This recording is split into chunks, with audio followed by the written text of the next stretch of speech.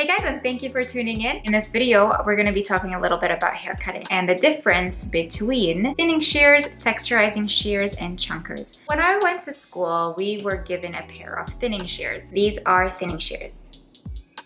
You might have seen your stylist use this to thin out your hair, to blend some layers into your hair. If you're a guy, we use this on guys a lot. We use it on the ends of hair to give it a little bit more texture. I used this for the longest time until I started working with someone who mentored me and who taught me that there's actually something called texturizing shears. Texture shears they're softer. They take out less hair than thinning shears. So here, I'll show you. These are the thinning shears. So the blade is very straight and it takes out a lot of hair. Now these are texturizing shears. These are the ones that I use the most. They take out less hair. See that? Because there's so much space in there. In between each blade, if you notice, the blade is curved. It's just softer. So I use these on my male clients. I use it on my female clients. I use it on people who have really thick hair and need to take out a lot of the bulk in the back, especially if you have really curly hair, kinky hair, ethnic hair, or even fine hair that just needs to be taken out. A lot of people want that weight taken out. There's nothing wrong with these. I just feel like the lines are usually more visible than these ones. I can get away with softening someone's haircut and not have to worry about it showing through. My clients can never tell that they've had their hair thinned out. Usually they love the results. I use it a lot on people with shorter hair, pixie cuts, men's cuts. I absolutely love it.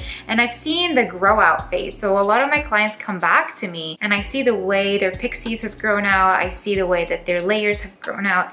And I absolutely love the effect that these do because it's just soft. The hair just looks like it has movement. We use them to take out bulk and we use them to texturize the ends. So even if you have a bob and you want a little bit of movement, we can go in with these and use them. I would not advise using them on people with thinning hair or thinner, finer hair. Some people really hate it because they feel like their hair becomes frizzier after. And it is true, you are cutting in between the hairs and there's really no proper formula of using them. So a lot of times the hair might end up looking frizzy. If I know that the person suffers from frizzy hair, this isn't a tool I would use on them at all. I usually ask them, have you ever had your hair thinned out before? Has anyone used these weird shears on you before? And a lot of them be like, oh yeah, I really like those. Those made my hair feel nicer. Or they'd be like, oh yeah, I hate those. Don't bring those near me. And those are the clients who have usually had their hair thinned out way too much by someone who wasn't very experienced and they took a lot of the bulk out of the roots of the hair. So if I'm taking out bulk, I usually take it out from the back because our hair in the back is a lot denser than in the front.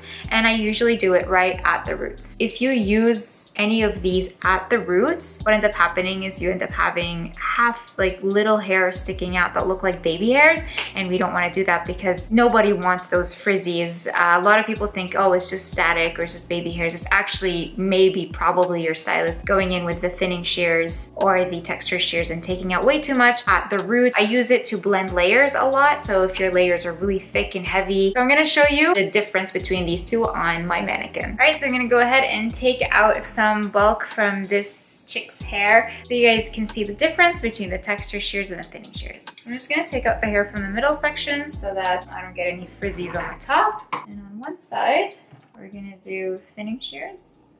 So right here, I'm gonna go in. See how much hair that takes out? It's not bad, and if you have a lot of hair, this is probably a good thing. You probably wanna get rid of a lot of that hair. And then we just kind of comb it through, and so it gives a little bit of movement. On the other side, we're gonna be doing the texture shears.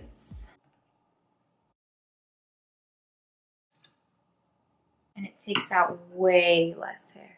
I'm gonna comb it out. I'm actually gonna show you the difference between the two. This is how much came out with the thinning shears, and this is how much came out with the texture shears. So you can see there is quite a bit of difference when you use the texture shears versus the thinning shears. They take out way less hair.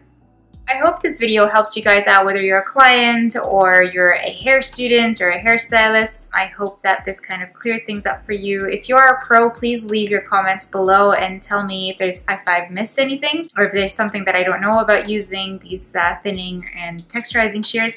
There is also another type of texture shears and they're called chunkers, and they're actually a lot wider. So they're actually quite massive. The spaces are a lot bigger and the blades in between are are a lot bigger as well, and those are great for people with kinky curly hair because it cuts in between the curls. So they're designed in a way that it moves around the wave depending on curly hair. Obviously it has its own mind. If you're a client, I hope that this helped you guys when you go to see your stylist. Leave your comments below. Follow me on Instagram at Lena's Makeup. I'll see you soon. Bye.